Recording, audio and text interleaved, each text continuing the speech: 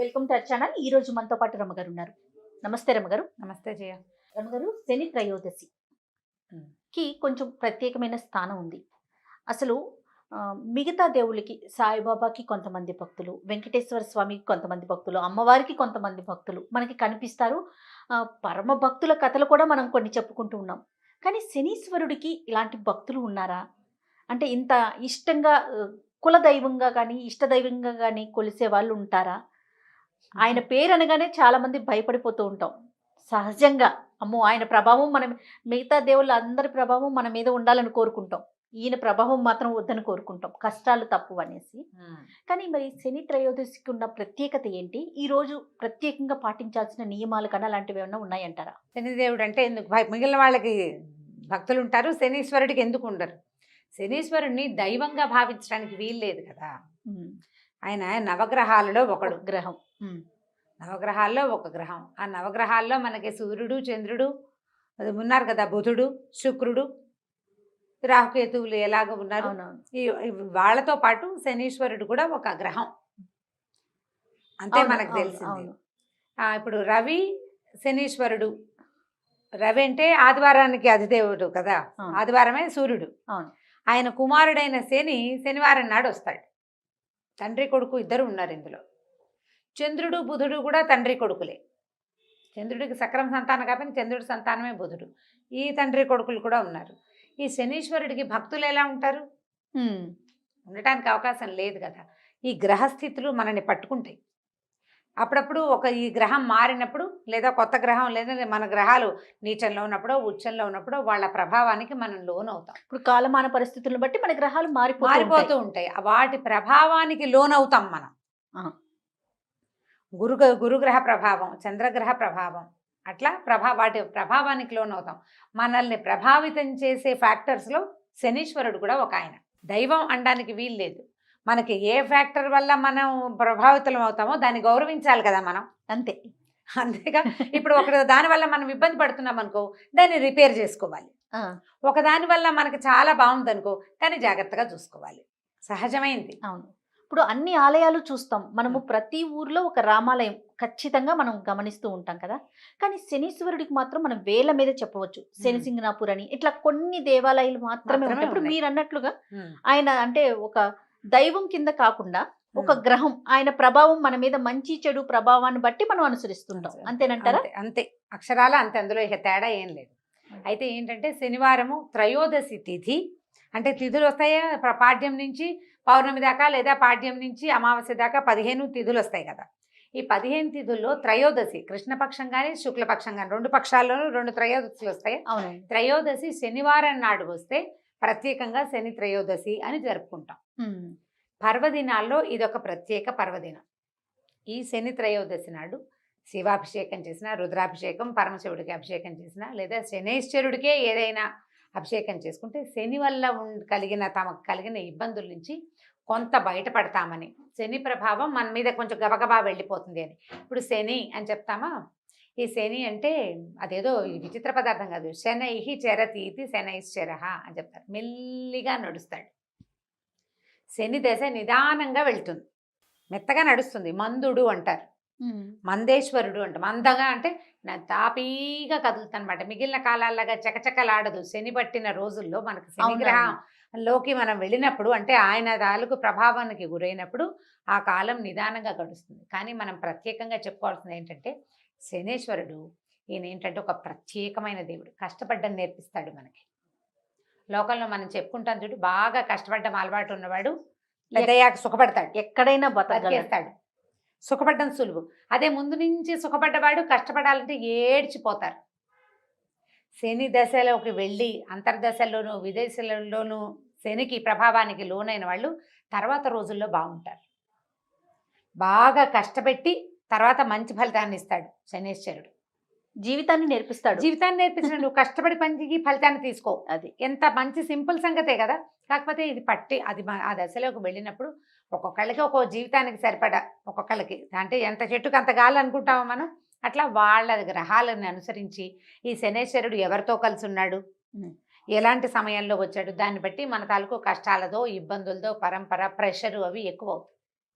అలాంటి వాళ్ళు ఈ శని త్రయోదశి నాడు ఏదైనా అభిషేకం కానీ పూజ కానీ ప్రత్యేకంగా దానాలు కానీ చేసుకుంటే బాగుంటుంది. ఇప్పుడు పెద్ద పెద్ద రకాలు చేయగలుగుతారు, చేయలేకపోతారు. దేవాలయానికి వెళ్ళి శివుడికి అభిషేకం చేయించుకున్నా, రుద్రాభిషేకం, తైలాభిషేకం లాంటివి ఏమైనా చేయించుకున్నా, శివుడికి అభిషేకం చేసినా శని శాంతిస్తాడు. శనికే ప్రత్యేకంగా చేసుకోగలిగితే ఇంకా బాగుంటుంది. దేవాలయాల్లో నవగ్రహ మండపాల్లో శనేశ్వరుడు ఉంటాడు. శనివారం నాడు నల్లటి వస్త్రం, నల్లటి నువ్వులు, నీలం కూడా, నలుపు నీలం ఆయనకి ఇష్టమట.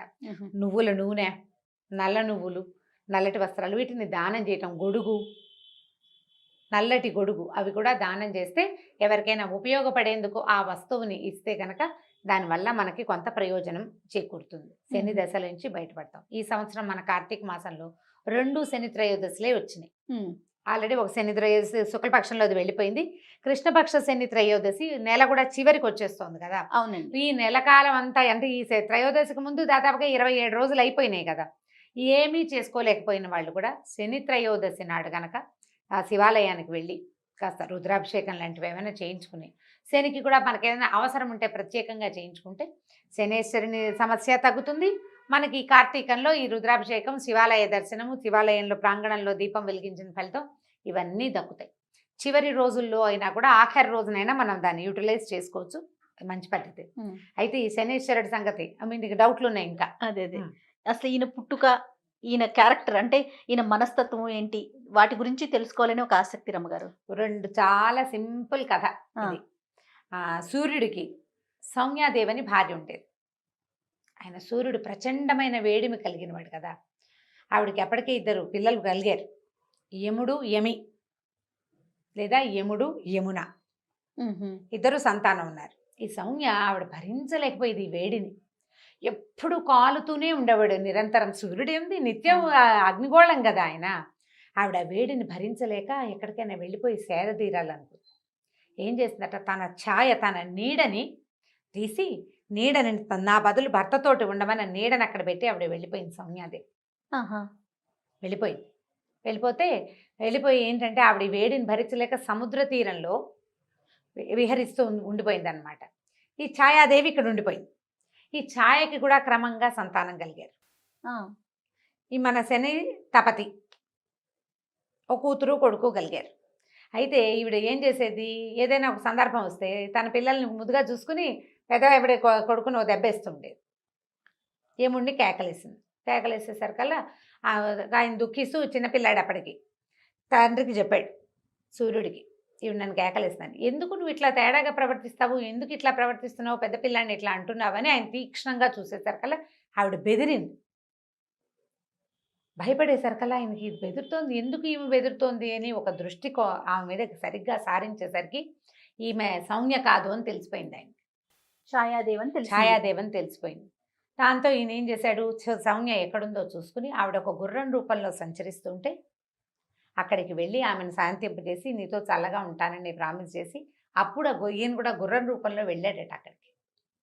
అశ్విని దేవతలు కలిగారు, గుర్రం ముఖాలు ఉన్నవాళ్ళు, దేవ వైద్యులు అని చెప్తారు వాళ్ళని. ఇప్పుడు ఇక్కడ సౌమ్య ఛాయాదేవికి కలిగిన సంతానమే ఈ శనేశ్వరుడు. అతను స్పీడ్గా నడిచేవాడు కాదు, నిదానంగా ఉండేవాడు. తండ్రికి పెద్దగా నచ్చుబాటు అయ్యేది కాదు. ఈ రవికి శనికి పడదంటారు గ్రహాల రీత్యా కూడా. చంద్రుడికి బుధుడికి పడదు, రవికి శనికి పడదు. తండ్రి కొడుకులు కదా, తండ్రి కొడుకులే కదా, కానీ వీళ్ళిద్దరికి పడదని ఒక మాట చెప్తూ ఉంటారు. పూర్తిగా నాకేం జ్యోతిష్యం వ్యవహారం పెద్దగా తెలీదు, ఏవో చదువుతుంటాం కదా, అప్పుడు కనపడుతూ ఉంటుంది అనమాట. తండ్రి కొడుకే ఈ వారంలో మొదటి రోజుకి ఆయన అధిపతి అయితే చివరి రోజుకి ఈయన అధిపతిగా ఉంటాడు. మనకి హోరాకాలాలని లెక్క పెడతారు. రోజు పొద్దు నుంచి సాయంత్రం దాకా హోరలు మారుతూ ఉంటాయి. రవి హోర, శని హోర, రకరకాల హోరలు. ఆ వారం రోజున మొదటి హోర వాళ్ళదనమాట. 1 గంట, 1:10 నిమిషాలు ఏదో చిన్న సమయం. ఈ సమయంలో ఈ లైన్ రోజంతా హోరలు మారుతూనే ఉంటాయి. శని హోర అయిన తర్వాత మళ్ళీ రవి వస్తాడు కాబోలు మరి. అంతేగా జరగాలి. శనివారం అయ్యాకే కదా వచ్చేది. నాన్న వెనకాలే కొడుకుంటాడు ఇప్పుడు. అదే కనిపిస్తుంది. అవును. అయితే ఇది ఇంతే కదా. ఆ తర్వాత ఈయన గ్రహాలకి అధిపతులుగా వీళ్ళు మారారు. తర్వాత కాలంలో ఈ గ్రహాలు వీటన్నిటిని సెపరేషన్ జరిగినప్పుడు ఆయన ఒకదానికి అంటే ఈ మానవుల జాతకాల్లో లేదా మానవుల స్థితిగతులలో ఒక స్థితికి ఆయన, ఇంకొక స్థితికి ఈయన అధిపతులుగా మారారు. నువ్వు మానవ జీవితం తీసుకో, పుట్టిన దగ్గర నుంచి మరణించేదాకా అంతా మనకు తెల్లంగా కనపడుతుందా? కనపడదు. కనిపించదు ఇవాళ కదా. ఇక్కడ ఎక్కడో పూరి గుడిసెలో మారుమూల ఇంత పిల్లవాడు పుడితే వాడు మహారాజు అయిపోతాడు. ఇక్కడి నుంచి ఇక్కడికి వెళ్ళే ప్రయాణం ఉంది కదా, ఈ ప్రయాణపు స్థితిగతులన్నిటినీ గ్రహాలే నడుపుతాయి. ఉమ్, రోజులు నడుపుతాయి, సంవత్సరాలు నడుపుతాయి. మనుషులు నడిపేది ఏముంది? ఈ గ్రహాలు, ఈ రోజులు, ఈ ఋతువులు, తర్వాత ఇవన్నీ కలిసి మనుషుల్ని ఆ వైపుగా ప్రేరేపిస్తాయి. ఉమ్, ఈ పేదింటి వాడు ప్రైమ్ మినిస్టర్ అవ్వడానికి ఇక్కడి నుంచి ఈ మధ్యలోది ఆయన ఏదో శ్రమపడ్డాడు, అది చేశాడు, ఇది చేశాడు, అవన్నీ అందరూ చేస్తారు. ఈ పర్టికులర్ వాడే ఇక్కడి నుంచి అక్కడికెట్టా వెళ్ళిపోయాడు? యోగం. యోగం. ఆ యోగాన్ని పట్టించేవే ఈ గ్రహాలు, ఈ కాలం. ఉమ్, ఇప్పుడు ఈ కాలం ఇవాళ నా పుట్టుక, నా మరణం దాకా ఉన్న కాలం, ఇంతకుముందు నేను పుట్టినప్పుడు ఉంది, అంతకుముందు పుట్టినప్పుడు ఉంది, రేపు పుట్టబోయేటప్పుడు ఉంటుంది. కాలమే మన మొదటి రోజు, మొదటి పుటక నుంచి మనం ఫస్ట్ ఒక చిన్న చుక్కగా భూమి మీద మొట్టమొదట భగవంతుడు మనని పుట్టించినప్పటి నుంచి, తర్వాత మన సంవత్సరాలు మారుతున్న కొద్దికి, మన జన్మలు మారుతున్న కొద్దికి మనతోటే ఉంటుంది. ఆ కాలమే మనకి సాక్షి. అంతే. భగవంతుడు కాలస్వరూపుడు. ఉమ్, ఆయన చూస్తూ ఉంటాడు. నీ కిందటివి, ఆ కిందటివి, ఆ కిందటివి నువ్వు చేసిన తాలూకు వాటి ఫలితాలని ఈ జన్మలో నువ్వు మారుమూల ఇంట్లో పుట్టినా నిన్ను ప్రైమ్ మినిస్టర్ని చేస్తాయి. ఈ మొత్తానికి సాక్షిభూతంగా ఉన్నటువంటి భగవంతుని యొక్క అవయవాలే ఈ గ్రహాలు, ఈ ఋతువులు, ఈ సంవత్సరాలు, ఇవన్నీ దానికి ఒక్కొక్క పేరు పెట్టుకున్నాం. అంతే. ఆ మొత్తం చక్రంలో భాగమే శనీశ్వరుడు. అయితే కొన్ని అపోహలో మరి నిజాలో తెలియదు కానీ ఆయన్ని అంటుకోకూడదని, పూజా విధానంలో ఆడవారు కొంచెం దూరంగా ఉండాలని, నల్ల వస్త్రాలే ధరించాలని, ఇలాంటి ప్రత్యేకమైన నియమాలు రావటానికి దీనికి సంబంధించి ఏదన్నా అంటే పూర్వపు అంశాలు ఏమన్నా ఉన్నాయా రమ్మగారు? క్రమంగా కాలక్రమంగా ఏమవుతాయంటే జయ, చిన్న చిన్నవి కూడా పెద్ద పెద్దవిగా పరిణమిస్తాయి. ఇప్పుడు స్త్రీలు దూరంగా ఉండాలని చెప్పేది ఏమో మన శని సింగనాపూర్లో ఆడవాళ్ళు రాకూడదని, అవును. మేమెందుకు రాకూడదని మన వాళ్ళు ఫైట్ చేసి దాన్ని సాధించినట్టున్నారు. ఇవాళ రేపు స్త్రీలు కూడా వెళ్ళొచ్చని. మొదట్లో వెళ్ళి దగ్గరికి వెళ్ళి చేసేవాళ్ళు. ఈ మధ్య కాలంలో ఒక 4-5 ఏళ్ళ నాడు నేను వెళ్తే ఇక్కడెక్కడో నూనె పోస్తే చాలా గొట్టాల ద్వారా వెళ్ళి అక్కడ పడుతుంది ఆయన మీద. దగ్గరికి వెళ్ళేది అయితే ఇప్పుడు లేదు. మరి ఆడవారు అండి ఎవరు లేరు, ఓకే. అందరూ దూరంగా ఉండేదే. ఏదో పూజారి ఎవరో చేస్తారు. ఇవి ఏంటంటే ఇది పూర్వకాలపు విధానం. అంటే పూజా విధానాలు అవి మగవాళ్లే చేసుకునేవాళ్ళు. అన్ని జాతుల వాళ్ళు పూజలు చేసేవాళ్ళు కాదు ఇదివరకు. ప్రత్యేకంగా ఒక కల్టే పూజ చేసేది. అందులో ఆడవాళ్ళు ఇల్లు వాకిలి పనులు పాఠాలతోటి సతమతం అవుతుంటే మగవాళ్ళు ఆ పని చేసేవాళ్ళు.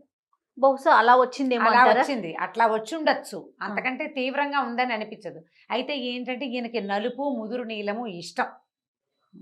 ఆయనకి నచ్చేలాగా ప్రవర్తించడం అన్న అంశం కోసం నల్లటి బట్టలు చెప్తారు. ఆయనకు సమర్పించేది నల్లటి వస్త్రమే. నువ్వుల నూనె సమర్పిస్తారు, నువ్వుల నూనె సమర్పిస్తాము. ఆయనకి ప్రీతి, ఆయనకి నచ్చు. తైలం ఇష్టం ఆయనకి. తైలం ఇష్టం, నువ్వుల నూనె అంతే.